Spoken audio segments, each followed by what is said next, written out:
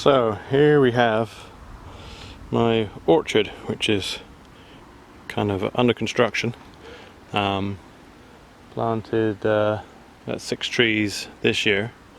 See a couple of apple trees here, and in the back there's some hazel trees. Unfortunately only one of them survived, the other ones didn't even leaf out, so I have to contact the nursery that I bought those from. Here's the wood chipper, a valuable machine when clearing ground here.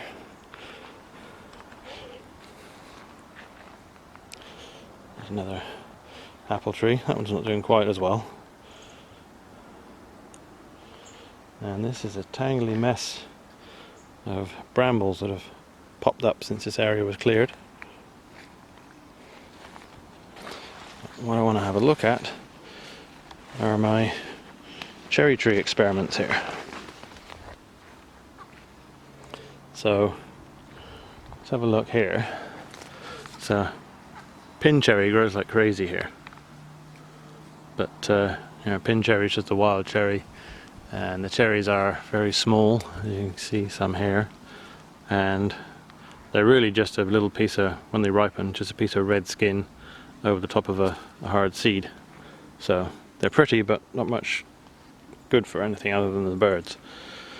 So what I've decided to try is take a scion from a cultivated cherry, a sour cherry here in this case, and graft it onto a pin cherry stem. So what we have here, let's unwrap. So here is the graft. This is a couple of years old now.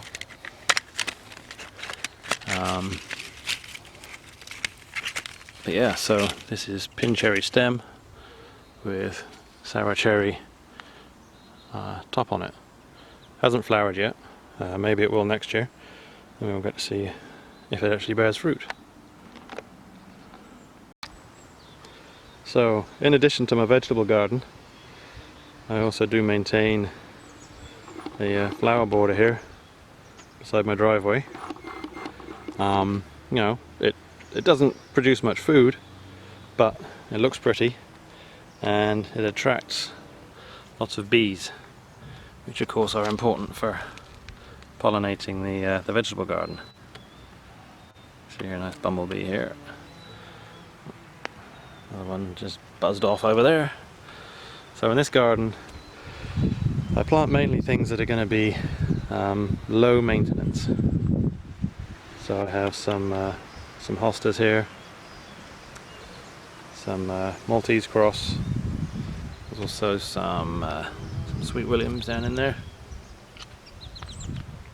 And like I say, yeah, all things that kind of pretty much look after themselves. Got a rose bush here. The bees love that. It's a little bit weedy in places. There's some St. John's wort.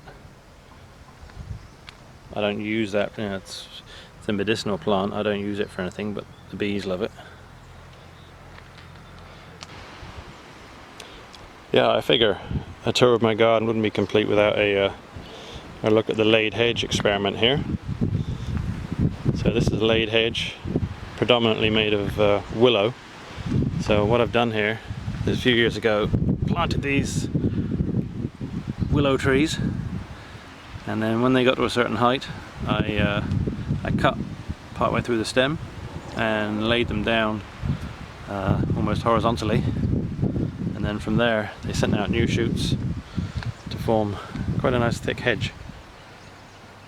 In here there's stakes and binders that kind of the willow stems are woven in between, and that keeps it all rigid while the willows grow. Yeah, so there you have it. If you've got any questions about my garden or anything you'd like some more information on, please feel free to make a comment. And yeah, I'll try and post a few more videos in the coming months. Cheers!